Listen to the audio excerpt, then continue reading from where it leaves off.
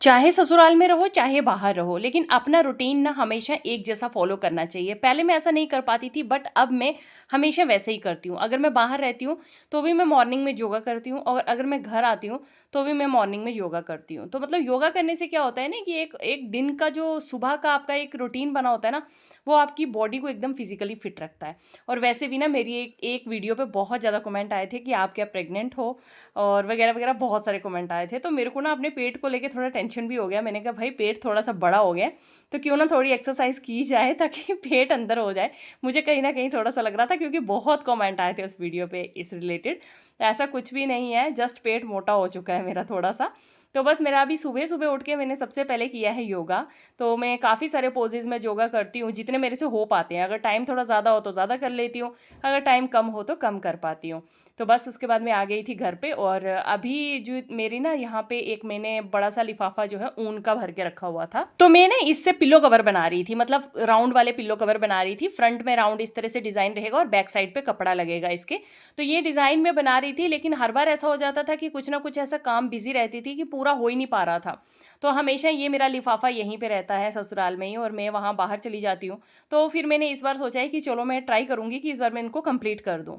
तो यहाँ पे मैं अभी रेडी हो गई हूँ, और ये मैंने जीरा और अजवाइन का वो बनाया हुआ है ग्राइंड करके पाउडर।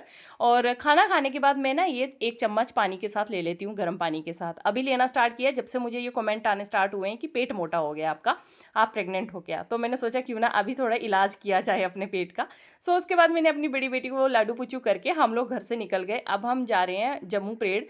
और ऐसा होता है ना कि मैं अगर जम्मू में आऊँ और परेड मार्केट ना जाऊँ, तो मुझे बड़ा अधूरा-सा लगता है कि मुझे परेड जाना ही जाना है। तो मैं एक चक्कर ज़रूर लगाती हूँ। तो फाइनली हम रेडी होके चल पड़े थे, मैं और देवरानी। तो हम बस में बैठ गए थे और बस से हम पहुँच गए जम्मू। तो जम्मू ये डोगरा चौक में मैं उतर चुकी थी। यहाँ से हमने मेटाडोर पकड़ी, और फिर उसके बाद मेटाडोर में हम चले गए थे परेड। और यहाँ की मेटाडोरों में बैठ के ना अपने कॉलेज के दिन याद आ जाते हैं, अपने वो दिन याद आ जाते हैं जब हम यहाँ पे मतलब पढ़ते थे और इन्हीं जगहों पे हम रहना था हमारा, तो बहुत अच्छा लगता था। बट अब लाइफ़ वो बहुत आगे चली गई है। तो यहाँ अभी मेरी शॉपिंग स्टार्ट हो गई है। यहाँ मैं कुछ नाइट सूट देख रही थी, तो फाइनली मैंने ये बटन वाला नाइट सूट पसंद किया।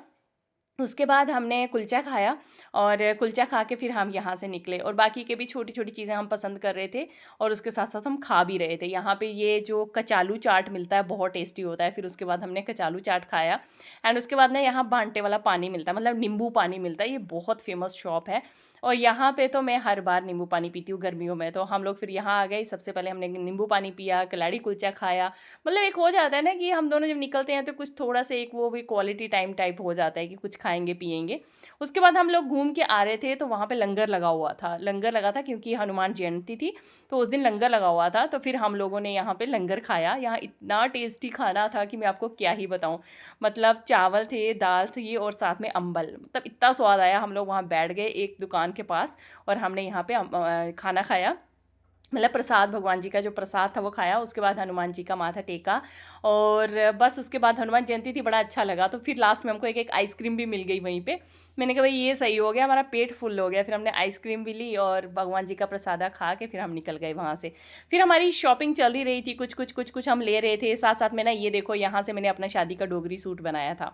मतलब डोगरी सूट की इतनी बड़ी दुकानें हैं ना यहाँ पे, इतने अच्छे-अच्छे डोगरी सूट होते हैं ना, मैं आपको क्या बताऊँ, बहुत अच्छा लगता है। डोगरी सूट हमारे जम्मू की शान है। मैंने अपनी शादी में भी यही सूट बनाया था। तो अब हम वापस जा रहे हैं घर पे, और घर जाते वक़्त ना यहाँ पे मैंने सोचा कि गवर्नमेंट बस मिल जाए, क्योंकि जम्मू में जो गवर्नमेंट बसेस चलती हैं ना, तो मैंने सोचा गवर्नमेंट बस मिल जाए, कम से कम 60 रुपए बच जाएँ, 30 रुपए किराया है विजयपुर से जम्मू का। तो मैंने सोचा चलो यार 60 रुपए बच जाएँ, लेकिन हमको गवर्नमेंट बस नहीं मिली, ठीक है? मतलब आते हुए भी नहीं मिली, जाते हुए भी नहीं मिली, और इतनी सारी बसेस खड़ी थी, लेकिन यहाँ हमको जाना था, वहाँ की बस नहीं मिली। सो फाइनली हम पहुँच गए थे आके घर पे। फिर हमने नॉर्मल बस ली, प्राइवेट वाली, और आ गए हम घर पे। और घर आने के बाद इतना सारे बर्तन, खाना बनाया, सबको खाना खिलाया, पूरा किचन साफ़ किया। तो वो तो आके हमारा काम होता ही होता है। तो अब देखो मैंने शॉपिंग में क्या-क्या खरीदा है।